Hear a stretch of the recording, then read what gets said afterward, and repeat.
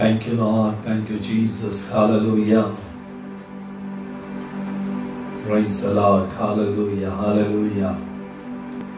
యేసయ్యా స్తోత్రం స్తోత్రం స్తోత్రం. प्यार करूंगा मैं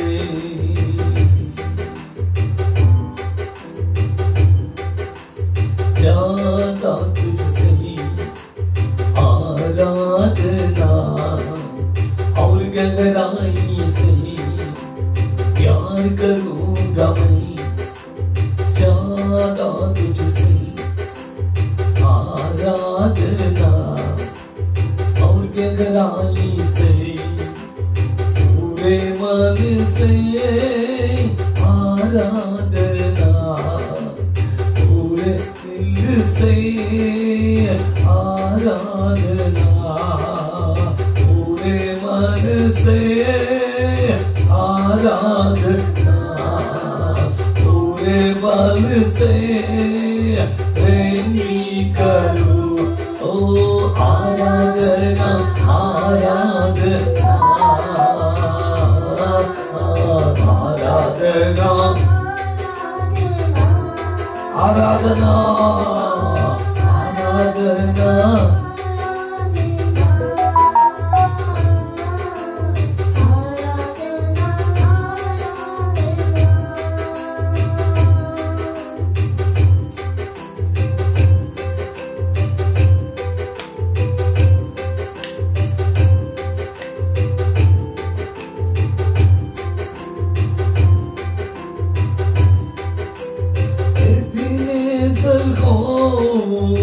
एबेनेज़र हो अब तक तू सहारा मेरा एबेनेज़र हो अब तक तू सहारा मेरा अब तक तू सहारा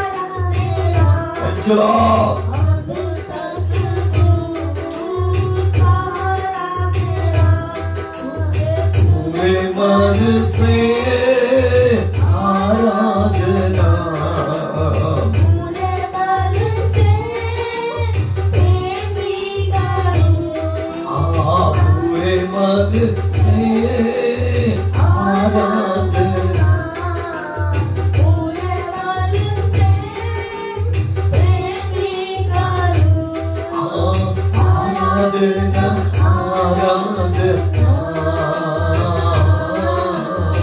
आराधना आराधना आराधना आराधना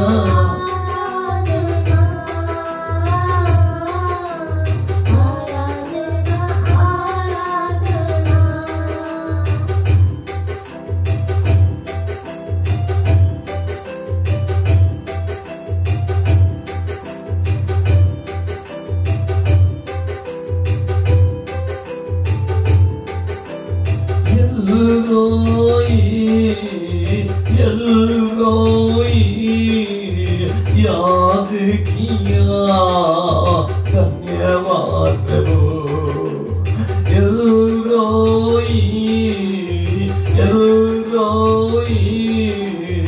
याद किया धन्यवाद प्रभु मुझे याद किया धन्यवाद प्रभु मुझे याद किया तुझे पूरे मन से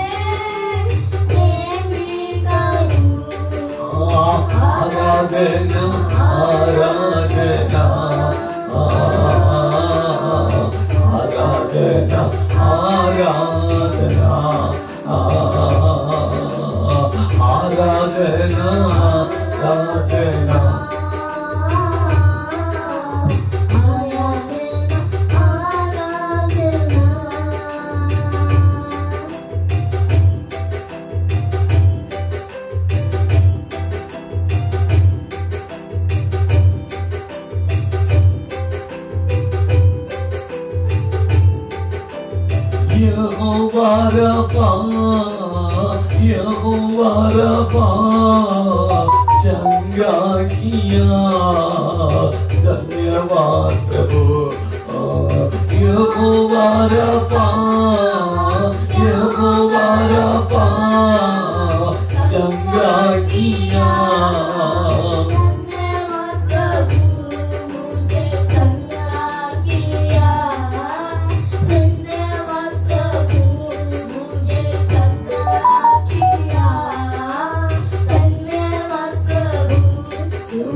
पूरे मन से आराधना, पूरे बल से कोई भी करूं, पूरे मन से आराधना, पूरे बल से कोई भी करूं। ओ आराधना, आराधना,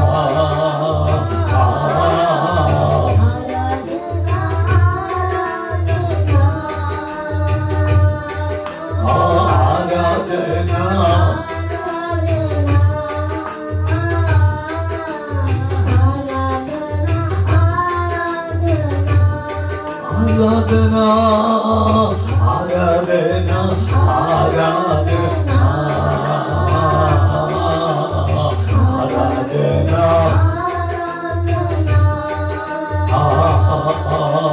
क्या करूँगा मैं ज्यादा तुझसे, आराधना और गहराई से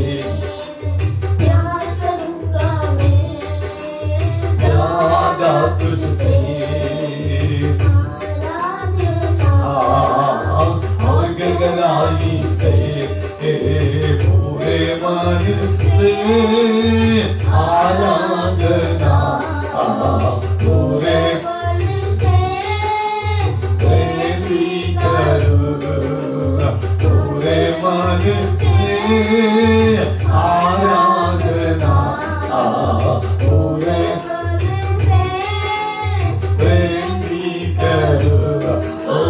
आराधना, आराधना, आराधना,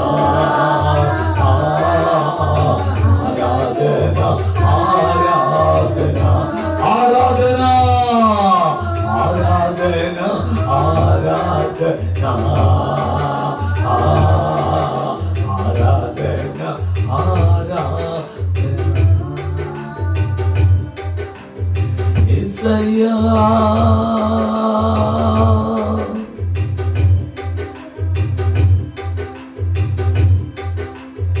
Yeshua,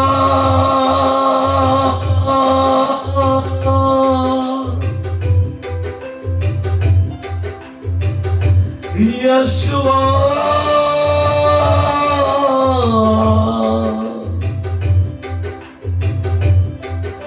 Yeshua,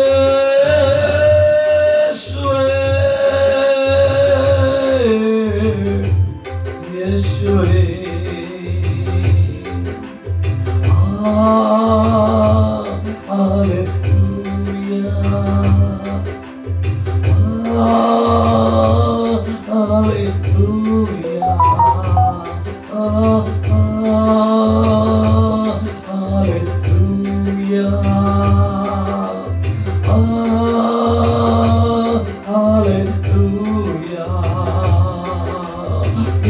करूँगा मैं तुझसे ज्यादा ज्यादा प्यार है तुझसे यीशु, प्यार तुझसे, तू ही मेरा रक्षक है, तू ही मेरा बल भी है, तू ही मेरा गढ़ और शान है, तू ही मेरा धीरज है, मुझको चलाने वाले, मुझको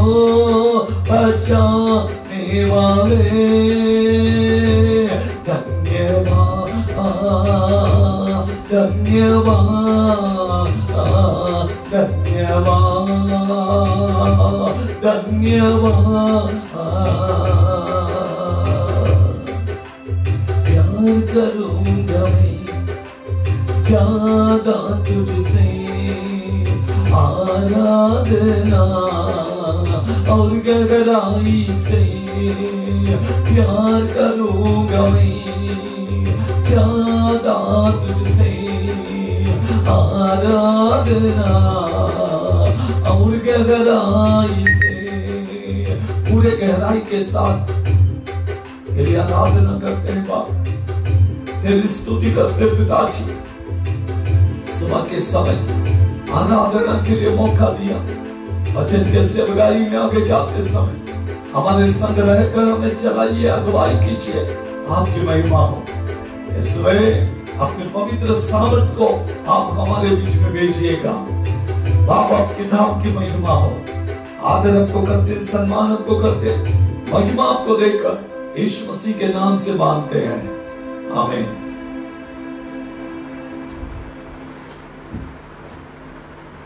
परमेश्वर के पवित्र नाम जो पूजनीय है, जय महिमा का योग्य परमेश्वर का नाम, ऐसे नाम को ऊंचा उठाने के लिए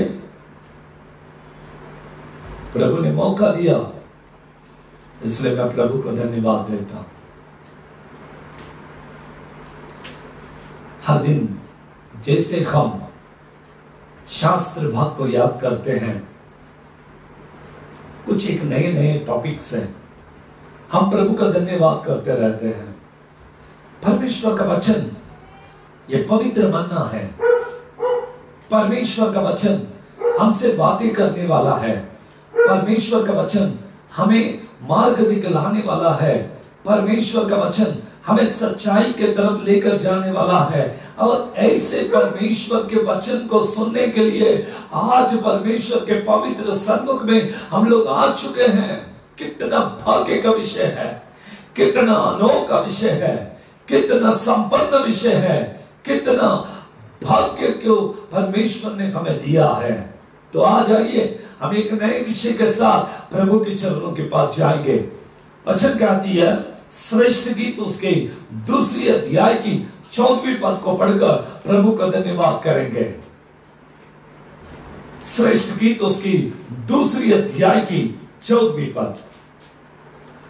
हे मेरी कबूतरी, हे मेरी कबूतरी, पहाड़ की दरारों में, पहाड़ की दरारों में और टीलों के कुंज में, और टीलों के कुंज में मुझे अपना मुख देखने दे। हाँ, मुझे अपना बोल सुनने दे, क्योंकि तेरा बोल मीठा और तेरा मुख अति सुंदर है। परमेश्वर का वचन कलीसिया को एक वधु के समान रखकर, अब वो वधु कबूतरी है और कबूतरी की समान है, ऐसी बाइबल कहती है। वर अपने वधु से कहता, एक कबूतरी, एक बार तू अपने मुंह को मुझे दिखा, एक कबूतरी, एक बार मैं तुझे देखना चाहता हूं, एक बार मैं तेरे संग रखना चाहता हूं।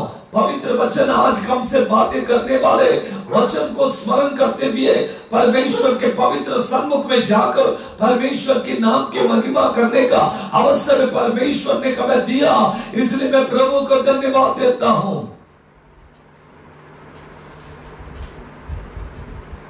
एक कबूतर, आज हम ईसाई लोगों में देखते हैं, पवित्र आत्मा कबूतर के स्वरूप में उतर के आया पेंतिकोस्त का दिन, अग्नि के जीव बनकर आया। यीशु मसीह जब बपतिस्मा लिया तो कबूतर के स्वरूप में आया।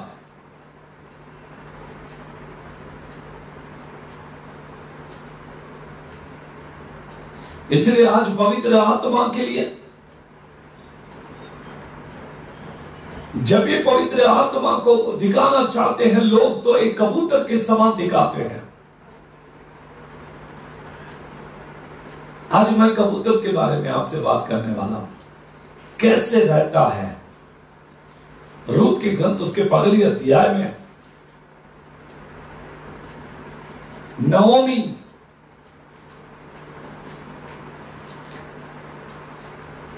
अपने नाम को परिवर्तित करके मारा रखी। मारा का मतलब है कड़वाहट।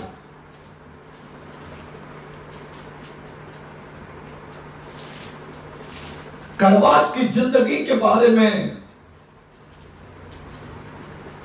एक पॉइजन, मेरा जीवन कड़वा हो गया।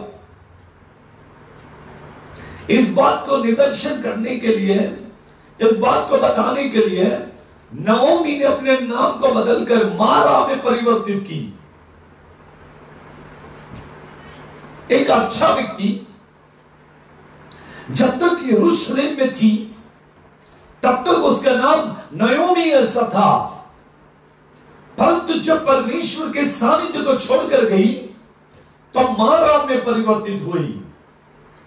परमेश्वर के बच्चे जब तक परमेश्वर के सम्मुख में रहते हैं तब तक कबूतर के समान रहते हैं, लेकिन जब परमेश्वर के सानिध्य से दूर होते हैं तो उनके जीवन में कड़वाहट की जिंदगी निर्माण होती है।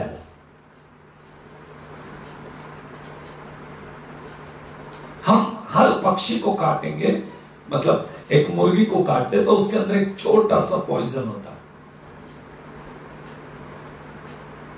लेकिन कबूतर एक ऐसा प्राणी है, पक्षी है, जिसके अंदर कड़वाहट नहीं होती है।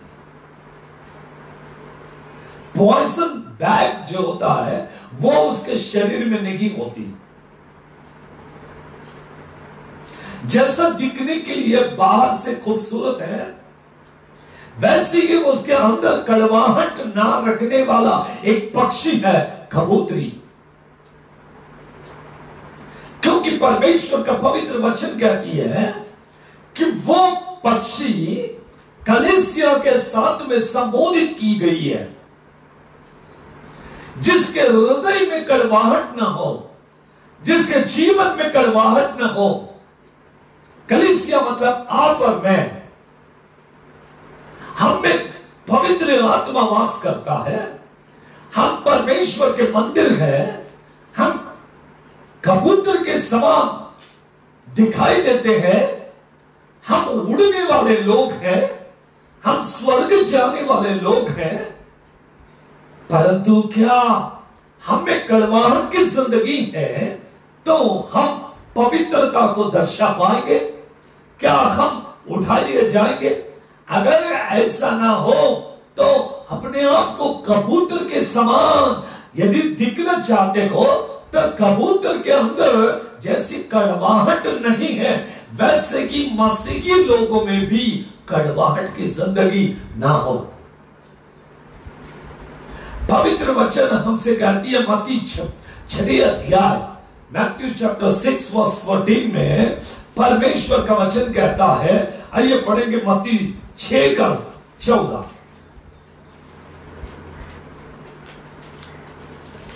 वचन कहती है, इसलिए यदि तुम मनुष्य के अपराध क्षमा करोगे, मनुष्यों के अपराधों को क्षमा करोगे, तो तुम्हारा स्वर्गीय पिता भी तुम्हें क्षमा करेगा। Praise the Lord, hallelujah.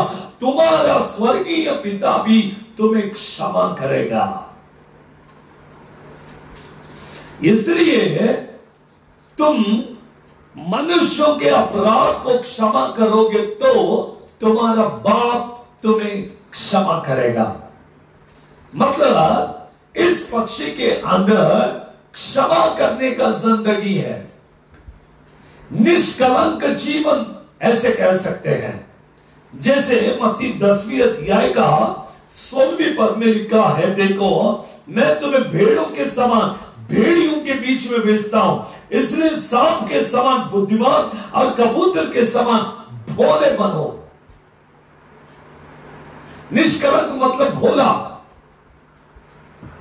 किसी के प्रति अपने मन में कुछ भी ना रखते हुए सभी को क्षमा कर भोले जिंदगी को, निष्कलंक जीवन को बिताने वाला एक व्यक्ति बनना चाहिए हमें। कबूतर की जो आंखें है वो कलंक रहित रखने वाले दृष्टि को रखती है। आप उसके आंखों को देखिए, गोल गोल बहुत सुंदर दिखाई देती। अगर नहीं मालूम तो श्रेष्ठ गीत को पढ़िए, वहां पर लिखा तेरे आंखें कितने सुंदर है। कलीसिया को वर्णन करते हुए वहां पर राजा सुलेमान अपने पत्री में पवित्र आत्मा के द्वारा वर को संबोधित करते हुए वधु के बारे में लिखने वाली बातें, तेरी आंखें कितनी सुंदर है, कितने निष्कलंक जीवन को बिताते हैं। रोमन्स चैप्टर 16 वर्स 19, 16 का 19। तुम्हारे आज्ञा मानने की चर्चा सब लोगों में फैल गई है, इसलिए मैं तुम्हारे विषय में आनंद करता हूँ। मैं तुम्हारे विषय में आनंद करता, पौलुस कहता मैं तुम्हारे विषय में आनंद करता, परंतु मैं ये चाहता हूँ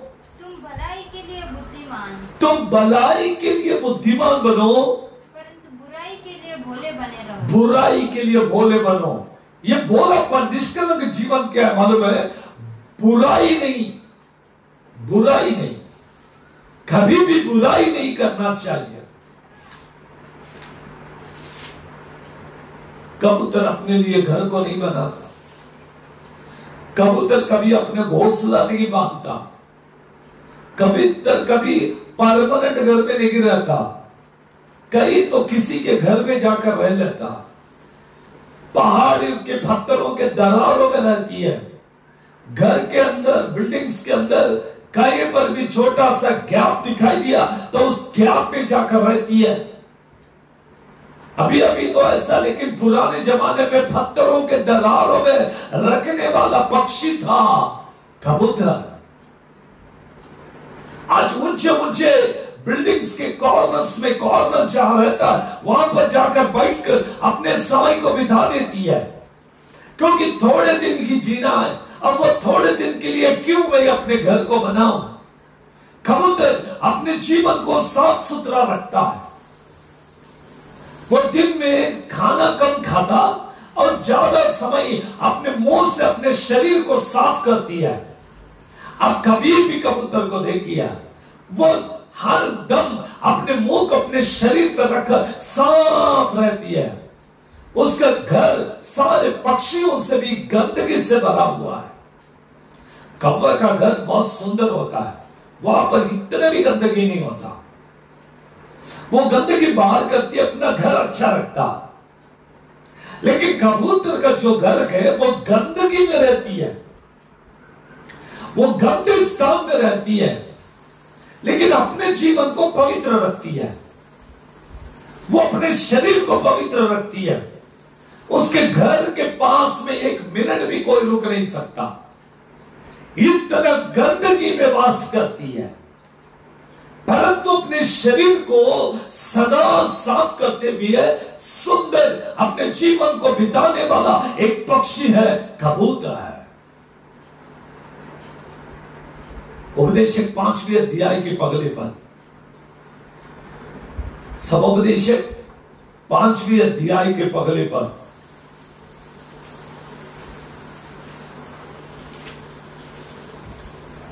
जब तू परमेश्वर के भवन में जाए तब सावधानी से चलना, सुनने के लिए समीप जाना। अब देखिए, मैं एक अलग बात को बताता हूं। कबूतर जो है उसका चलन बहुत सुंदर होता है, तो वो उसका चाल चलन, मतलब उसका जो चलने का स्टाइल है वो बहुत ही खूबसूरत होती है। अब हर पक्षी को चलते समय देखिए और कबूतर को चलते समय देखिए, उसका चलना भी सुंदर है। एफएससी 5 का 1 से लेकर आगे के पदों को देखिए। नीति वचन का 19 का 2 को हम पढ़ेंगे। नीति वचन उसके 19वीं अध्याय का दूसरी पद को हम स्मरण में लाएंगे। बाकी सारे वचन को आप लिख लीजिएगा अपने घर में, आराम से बैठकर पढ़िए। अब हमारे पास समय नहीं। मनुष्य का ज्ञान रहित रहना अच्छा नहीं, और जो उतावली से दौड़ता वो चूक जाता है। भागने वाला कहीं भी नहीं भागे, सोच के समझ के चलना चाहिए, अपने कदम सही तरीके से रखना चाहिए। इसलिए सभापति 5वें अध्याय में लिखा, जब तू परमेश्वर के भवन में जाए तो अपने कदम को, अपने पैरों को, अपने चाल चलन को संभाल।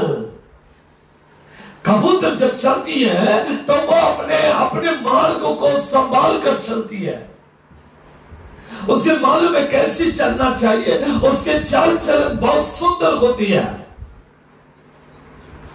वो कभी गाय में दौड़ के नहीं चलती, आराम से चलती है। मत्ती 4:4 में पढ़ेंगे, मनुष्य केवल रोटी से नहीं, परमेश्वर के मुंह से निकली हुई हर वचन से वो जीवित रहता है। परमेश्वर के वचन से मुंह से निकली हुई हर वचन मनुष्य को जीवित रखती है।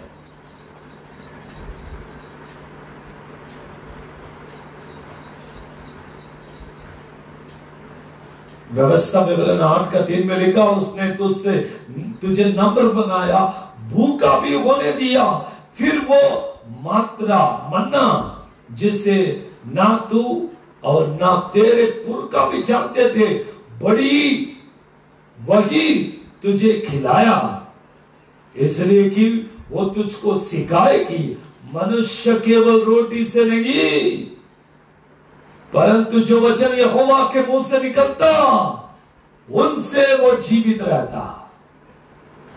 व्यवस्था विवरण 8वें अध्याय के 3 वचन में, मत्ती 4 अध्याय की 4 पद में, कबूतर का अन्न भी श्रेष्ठ होता है।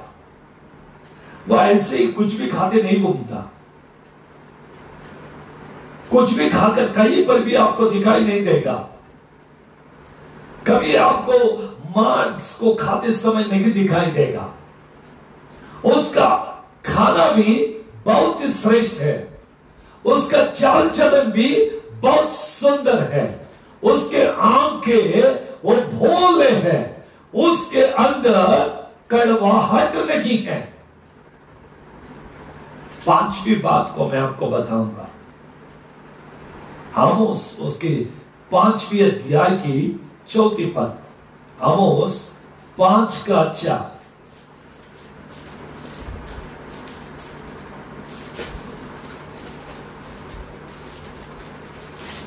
आमोस के ग्रंथ उसके 5वें अध्याय का 14वीं पद 4 को पढ़ेंगे। यहोवा इस्राएल के घराने से यूं कहता है, मेरे खोज में लगो तब जीवित रहोगे। आमोस के ग्रंथ उसके 5वें अध्याय की 4 पद में कहता कि तुम यहोवा के खोज में रखकर जीवित रहना चाहते हो तो प्रभु को ढूंढते हुए रहो, प्रभु के संग रहो। प्रभु को छोड़कर तुम जीवित नहीं रह सकते। प्रभु के संग जिएगा। मैं वचन में से देखने से पागल है, मैंने इस बात को ध्यान दिया कि कबूतर कभी अकेला नहीं रहता, उसको जोड़ी पसंद है। अगर उसका जोड़ीदार मर गया तो वो भी ज्यादा दिन जीता नहीं, तुरंत मर जाता है। उसको आप कभी भी अकेला नहीं देख सकते, वो हमेशा दो जन मिलकर रहते हैं। यहां पर आमोस 5वें अध्याय की 4 पद में लिखा, तुम परमेश्वर को ढूंढो और परमेश्वर के साथ रहो। अकेला तुम कुछ नहीं कर सकते। वचन कहता तुम मुझसे अलग रहकर कुछ नहीं कर पाओगे। कबूतर के समान रखने के लिए हमारा खाना पीना भी श्रेष्ठ होना चाहिए, हमारा चाल चलन अच्छा होना चाहिए, हमारा हालेलुया जीवन में कड़वाहट नहीं होना चाहिए, हम लोग सदा परमेश्वर के साथ में मिलकर रखना चाहिए। इन सारी बातों को सीखने के लिए आज प्रभु उसके पवित्र सन्मुख में हमें लेकर आया है। कैसे एक व्यक्ति निष्कलंक जीवन को बिता सकता है, मत्ती 10वें अध्याय की 16वीं पद में हमने पढ़ा। कैसे एक व्यक्ति कबूतर के समान पवित्र जीवन को बिताएगा, कैसे एक व्यक्ति कबूतर के समान अपने जीवन को बिता सकता है। पहले पत्रस उसकी 2री अध्याय का पहली वचन हमसे कहती है, इसलिए सब प्रकार के बैर भाव और छल और कपट, डर और निंदा को दूर कर हम निष्कलंक जीवन को बिता सकते हैं। कैसे? हम लोग क्या क्या छोड़ना चाहिए? बैर भाव न छोड़ना चाहिए, छल का जीवन छोड़ना चाहिए, कपट को छोड़ना चाहिए, हमें डर न हो, हम निंदा को छोड़कर दूर हो जाए, निंदा की बातों को छोड़कर दूर हो जाए, पाप की गंदगी से अपने आप को बचा ले। प्रियो, ये बहुत ही कठिन बात है। आज मैं आपसे सच और सच कहना चाहता हूं, मैं आपसे सच और सच की पेश करना चाहता हूं। पवित्र वचन आज हमसे करने वाले बातों को आप स्मरण में लाइएगा। क्या कहती है वचन? हमें निष्कलंक जीवन को बिताना है।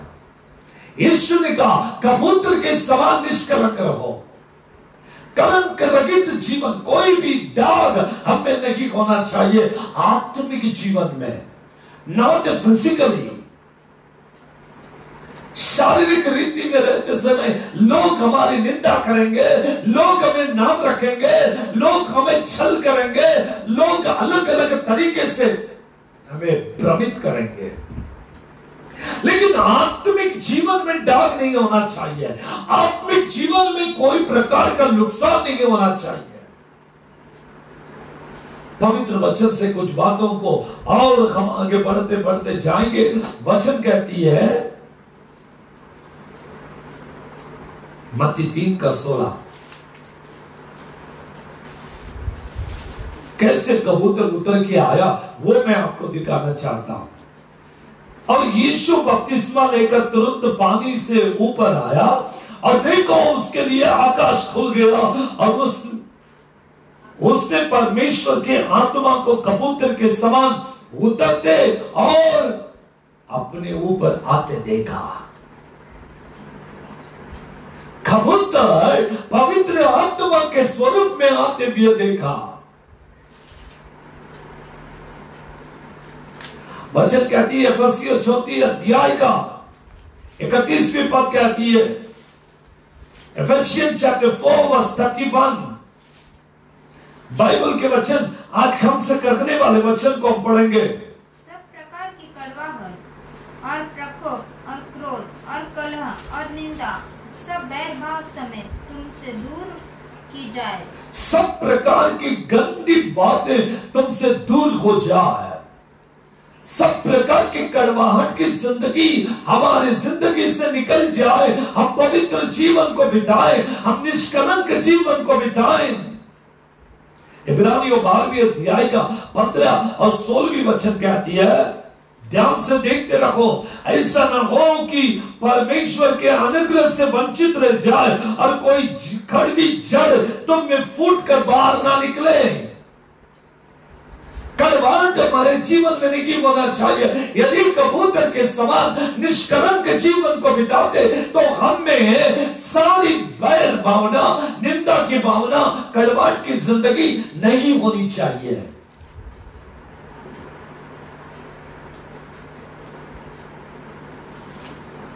वचन कहती है, पवित्र वचन हमसे कहने वाली बातों को आप समझ लीजिए। कबूतर एक अपवित्र पक्षी है, पवित्र नहीं है ये, परंतु परमेश्वर ने उसके अंदर की कुछ अच्छी बातों को हमें सिखाया।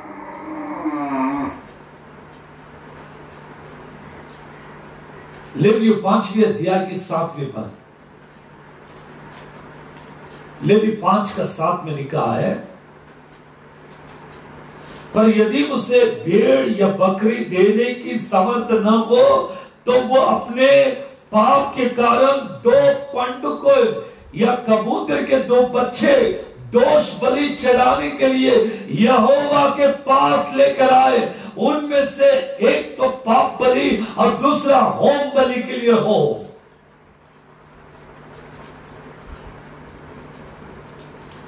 परमेश्वर अंगीकार करने वाला पक्षी, परमेश्वर स्वीकार करने वाला पक्षी है कबूतर। परमेश्वर स्वीकार करने वाला ऐसे व्यक्ति हमें बनना चाहिए। जब हम निष्कलंक बनेंगे तो परमेश्वर हमें स्वीकार करेगा। हम स्वीकार करने का योग्य बनने के लिए हम भोले बनना चाहिए, हम निष्कलंक जीवन को बिताना चाहिए। एहेजकेल के ग्रंथ 7वें अध्याय के 16वें पद, एहेजकेल के ग्रंथ 7वें अध्याय का 16वें पद को पढ़कर प्रभु का धन्यवाद करेंगे। उनमें से जो बच निकलेंगे वे बचेंगे तो सही, परंतु अपने अपने अधर्म में फंसे रहकर तराई में रखने वाले कबूतर के समान पहाड़ के ऊपर विलाप करते रहेंगे। कबूतर के समान पहाड़ों में विलाप करने वाला पक्षी कबूतर है।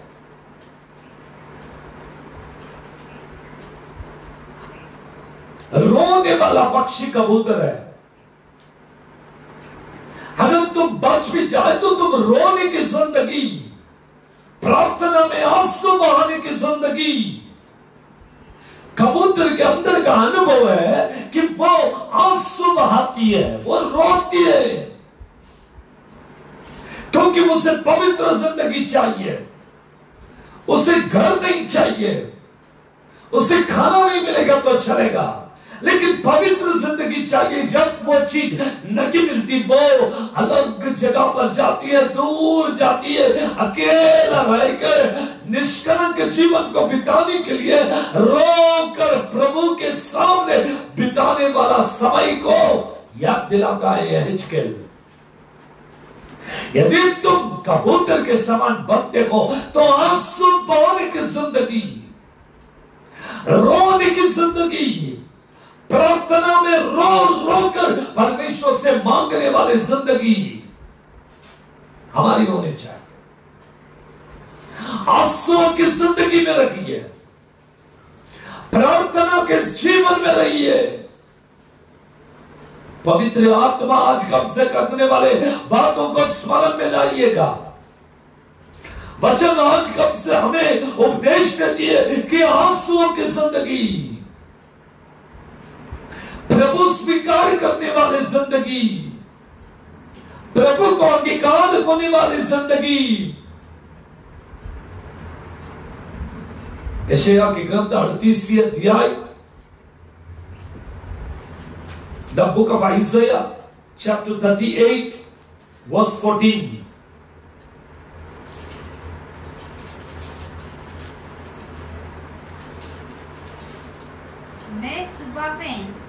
मैं सुपावेन या सारस के समान हाँ चू चू करता, मैं चू चू करता, मैं पिंडुक के समान विलाप, मैं पिंडुक के समान विलाप करता हूं। मतलब क्या मालूम है पिंडुक मतलब?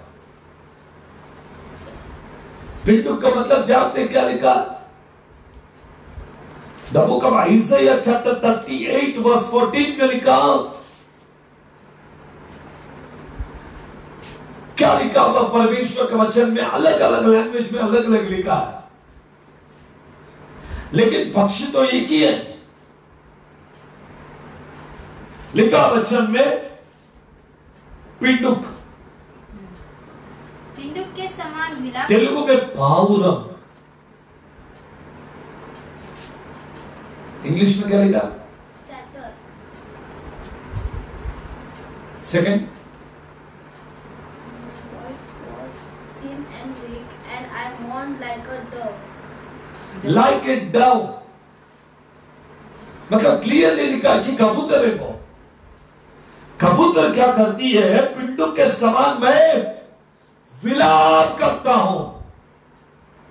विलाप करना और रोने में क्या फर्क है? रोना मतलब आंसू बहाकर रोना। मराठी में लिखा है कणता है, कणता है। हिंदी में क्या लिखा है? विलाप करना।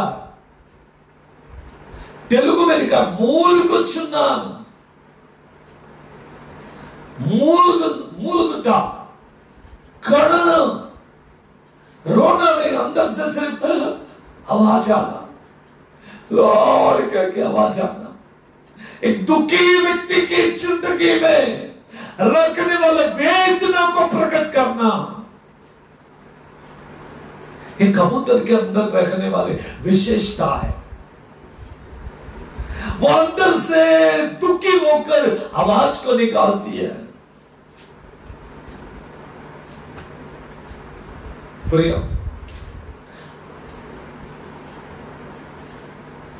उत्पत्ति के ग्रंथ उसके 28वीं अध्याय 8वीं अध्याय का 11वीं पद को पढ़ेंगे हम।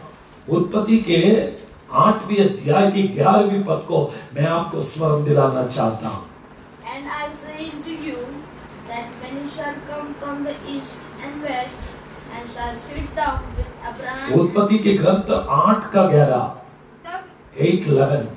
और कबूतरी सांझ के समय उसके पास आ गई, और कबूतरी सांझ के समय उसके पास आ गई, तो क्या देखा कि उसकी चोंच में जैतून का एक उसके चोंच में जैतून का एक नया पत्ता है। हाँ, इसमें नूह ने जान लिया कि जल पृथ्वी पर घट गया है। Praise the Lord.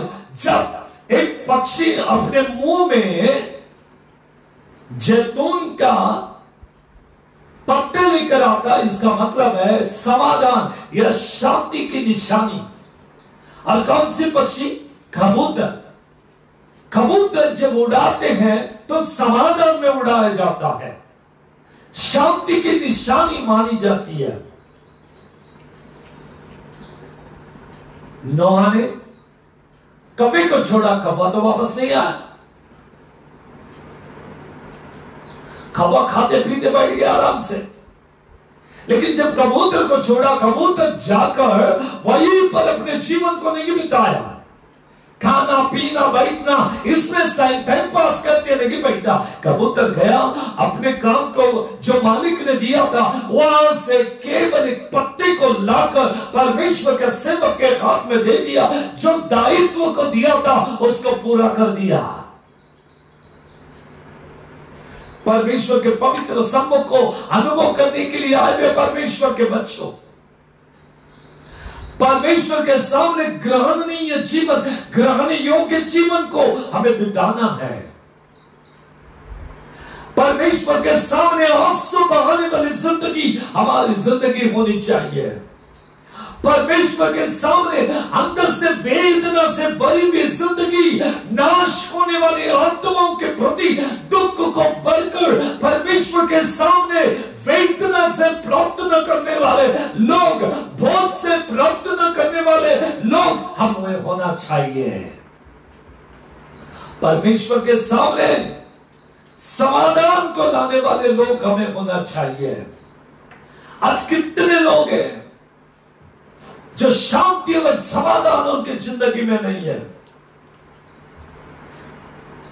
मैं पहले 5 विषय को सिखाया। एक, कबूतर के अंदर कड़वाहट नहीं है।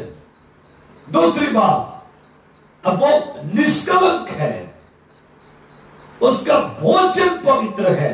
तीसरी बात। चौथी बात, उसका चाल चलन अच्छा है। पांचवी बात, वो हमेशा जोड़े में रहता है। उसके बाद निष्कलंक जीवन बिताने के लिए क्या करना चाहिए, उसके मैंने 4 उदाहरण दिया। एक है परमेश्वर का ग्रहण योग्य जीवन होना चाहिए। दूसरी बात, आंसुओं की जिंदगी होनी चाहिए। तीसरी बात, दुख और वेदना से, अंदर से वेदना से भरी हुई एक आवाज निकालती रखनी चाहिए, विलाप होनी चाहिए। चौथी बात, समाधान को लाने वाले लोग होना चाहिए। 5 बातें कबूतर के अंदर से, 4 बातें हमारे जीवन में से हमें प्रभु को दिखाना है। कैसे एक व्यक्ति परमेश्वर के सामने कबूतर के समान निष्कलंक रहेगा। मत्ती 10वें अध्याय की 16वें पद में यीशु ने कहा, तुम कबूतर के समान निष्कलंक बनो। कैसे बनोगे? परमेश्वर के सामने ग्रहण योग्य जीवन को बिताना, आंसुओं के जीवन को बिताना, विलाप करने वाले जिंदगी को बिताना, शांति व समाधान को लाने वाले लोगों के समान हमें बनना चाहिए। हमारा चाल चलन सुंदर हो, हमारा भोजन ठीक हो, हमें परमेश्वर के संग मिलकर रखना चाहिए। हम हमेशा निष्कलंक जीवन को बिताना, हम में कड़वाहट ना हो। ऐसे प्रकार की जिंदगी को बिताते हुए परमेश्वर के साथ में चलने के लिए प्रभु ने हमें बुलाया। कड़वाहट को निकाल दो जिंदगी से, बुराइयों को हटा दो जिंदगी से, शपित जीवन से दूर हो जाओ। प्रभु आपके जीवन को बहुतायत की आशीष देगा। केवल उतना ही नहीं है, और एक बात कहा, एक तो तुम कबूतर के समान निष्कलंक और सर्प के समान चतुर बनाओ। केवल चतुर ही है आज लोग, आज विश्वासी चतुर बन गए, आज कलीसिया चतुर है, एकदम तैयार रहते, हर बात को समझ जाते हैं। समझना जरूरी है। निष्कलंक जीवन कम हो गया, चतुराई की जिंदगी जादू हो गई। कितने ज्यादा चतुर बन गए हैं कि परमेश्वर के वचन के भी खिलाफ में खड़े होने को तैयार हो गए। जो बातें परमेश्वर कहना चाहता है उसको ना लेते हुए, जो बातें परमेश्वर ने विपरीत में हमसे ना करने को कहा वही हम करते हैं। हम दुनिया से अलग ना रहते हुए दुनिया में डूब कर रहना चाहते हैं। हम शाप में जिंदगी में अपने जीवन को बिताना चाहते हैं। हम पाप में जिंदगी में अपने जीवन को बिताना चाहते हैं। अपने आप को एक बार परख के देख लो, अपने आप को एक बार जांच कर देख लो, कैसा है तुम्हारा चाल चलन, कैसी है तुम्हारी बोली, कैसे जीवन को बिताते हैं हम। वचन को हमने अभी देखा, वचन कहती है कि तुम में कड़वाहट ना हो। क्या हम में क्या नहीं होना चाहिए? कड़वाहट ना हो। और पढ़ी,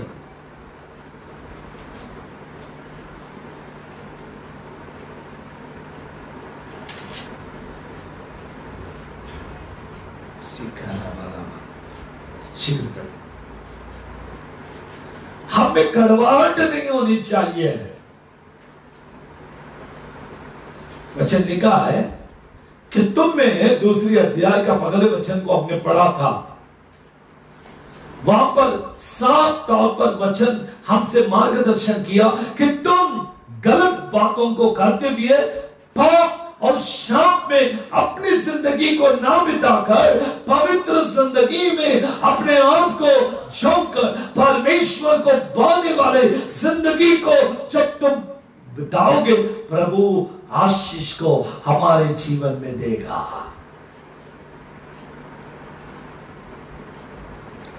पहले पत्रस उसके दूसरी अध्याय का पहले पद, पहले पत्रस दूसरे अध्याय का पहले वचन। इसलिए सब प्रकार का बैर भाव इसलिए सब प्रकार का बैर भाव और छल और कपट, छल और कपट, दाह और निंदा दूर करके, दो बातों को मैं बताऊंगा, एक फिजिकली और एक स्पिरिचुअली। मैथ्यू चैप्टर 5 वर्स 12, मत्ती 5वें अध्याय की 12वीं पद कहती है, लोग मेरे खातिर तुम्हारी निंदा करेंगे, लोग तुम्हें दोष लगाएंगे, लोग तुम्हारे ऊपर दाग लगाएंगे, लोग मेरे निमित्त नाना प्रकार के झूठ बोलेंगे, तब तुम धन्य हो। दुनिया में जीवन को बिताते समय लोग हमारी निंदा ना करें, ऐसी जीवन हो नहीं सकती। लोग हमें दोष लगाए, ऐसी जीवन हो नहीं सकती। हम संसार में पवित्र जीवन को बिताते समय लोग हम पर नाना प्रकार के बातें बोलेंगे, झूठ बोल बोल कर हमें सताएंगे। बट आत्मिक जीवन के अंदर हम साफ रहे। आत्मिक जीवन में कोई दाग नहीं लगा सकता। फिजिकली बहुत तकलीफ होगी, स्पिरिचुअली आत्मिक पिता हमें देखता रहता है। He knows me, वो मुझे जानता है, वो मुझे परखता है। और एक बात लिखा है दूसरे अध्याय के पहले वचन में, पहले पत्रस में, कि तुम में क्या नहीं होनी चाहिए, दाना होना चाहिए, बैर भावना नहीं होना चाहिए, झगड़े नहीं होना चाहिए। पढ़िए 2:1। इसलिए सब प्रकार का बैर भाव, बैर, चर्चस में आज लोग एक दूसरे से नफरत करते हैं। बैर मतलब नफरत करना, गीत के कारण नफरत करना, प्रार्थना में नफरत करना। विश्वासी से नफरत कैसे करते हैं? अलग अलग प्रकार से एक दूसरे से नफरत करते हैं। हाँ, छल करते हैं, छल की बातें, तकलीफ की बातें, मन दुखाने वाली बातें, वेदना देने वाली बातें। हाँ, कपट, दाह और निंदा। कपट होता दिल में, मुंह से अच्छा बात करते हैं, लेकिन हृदय पाप से, गंदगी से भरा हुआ। और दाह और निंदा, निंदा करने वाले लोग, ये सब बातों को हमें छोड़ना, निष्कलंक जीवन को बिताना।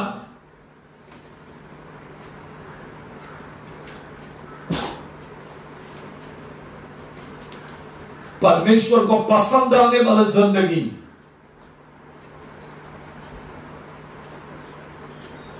आंसुओं को बहाने वाली जिंदगी, विलाप करने वाली जिंदगी, समाधान को लाने वाली जिंदगी, कबूतर के समान निष्कलंक जीवन को बिताने वाली जिंदगी, परमेश्वर के समान मिलकर रखने वाली जिंदगी, हमारे चाल चलन को परखते हुए आगे बढ़ने वाली जिंदगी, हमारे भोजन को परमेश्वर के लिए समर्पित करते हुए रखने वाली जिंदगी, हमारी आंखों को निर्दोष रखने वाली जिंदगी, हमें कड़वाहट ना हो ऐसे संभाल कर रखने वाली जिंदगी परमेश्वर को चाहिए। और ये सारी बातें कबूतर में है। इसलिए परमेश्वर कहता तुम कबूतर के समान निष्कलंक बनो, तुम कबूतर के समान चलते रहो, तुम्हें दूसरे की तरफ देखने का जरूरत नहीं, तुम खुद ठीक से चलते रहो, प्रभु तुम्हें आशीषित करेगा, प्रभु तुम्हारे जीवन को आशीषित करेगा, प्रभु तुम्हारी बातों को आशीषित करेगा, प्रभु तुम्हारे विचारों को आशीषित करेगा, प्रभु तुम्हारी चाल चलन को आशीषित करेगा। आइए मैं आपके लिए प्रार्थना करना चाहता हूं। क्या आप निष्कलंक जीवन में हो या चतुराई की जिंदगी में हो? पाप के लिए चतुर बनना चाहिए, हमें उससे दूर होना चाहिए, लेकिन आगे दूसरी बातों के लिए नहीं। अपनी चतुराई पाप के पास दिखाइए। यीशु तुमसे प्यार करता, यीशु तुम्हारे जीवन से प्यार करता।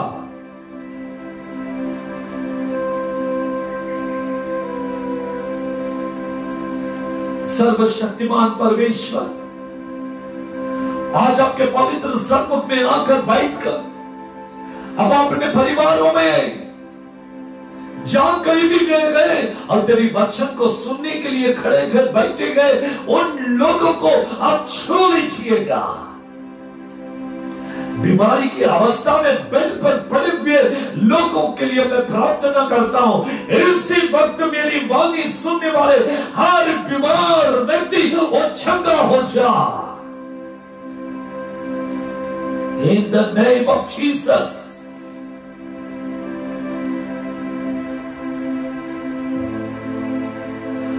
लॉर्ड चंगा कीजिए बाप। Bless them Lord. Heal them Lord. आपकी महिमा के लिए अपने बच्चों को इस्तेमाल कीजिए, अपने बच्चों को इस्तेमाल कीजिए, अपने बच्चों को आशीषित कीजिए। हर बंधन टूट जाए यीशु के नाम में, हर समस्या टूट जाए यीशु के नाम में। पवित्र आत्मा अपने बच्चों को अगुवाई कीजिए, पवित्र आत्मा अपने बच्चों को चलाइए, अपने मार्ग में लेकर चलिए। आपके स्वर्गीय सामर्थ को प्रकट कीजिए बाप। आज जो सुने भी हर एक वचन ग्रहण करते हुए आगे बढ़ने के लिए कृपा करें, निष्कलंक जीवन बिताने के लिए, एक तेजस्वी कलीसिया बनने के लिए, एक उठा लिया जाने वाली कलीसिया के अंदर रखने के लिए आप अपने बच्चों को मदद कीजिए। बहुतायत की आशीष देकर तृप्त करिएगा। आदर सम्मान महिमा आपको देकर यीशु मसीह के पवित्र और जलाली नाम से मांगते हैं, आमीन फिर आमीन। सर्वशक्तिमान परमेश्वर के नाम में आप सभी को जय मसीह की। आप सभी लोग हमारे लाइव टेलीकास्ट को देखकर आशीषित हुए ऐसा विश्वास करते हैं। आगे भी आप ऐसे ही हमारे साथ में मिलकर रहिएगा। हमारे चैनल को सब्सक्राइब कीजिए, प्रेयर पावर मिनिस्ट्रीज सोलोमन राज भंडारे, ऐसे कर आप YouTube में हमारे चैनल को सब्सक्राइब कीजिएगा। बेल आइकन को दबाना ना भूले, क्योंकि नए नए अपडेट्स आपको मिलते रहेंगे। नई नई वचन को सुनकर आप प्रभु की आशीष को पाएंगे। प्रभु आप सबको भलाइयों से तृप्त करे। सभी को जय मसीह की।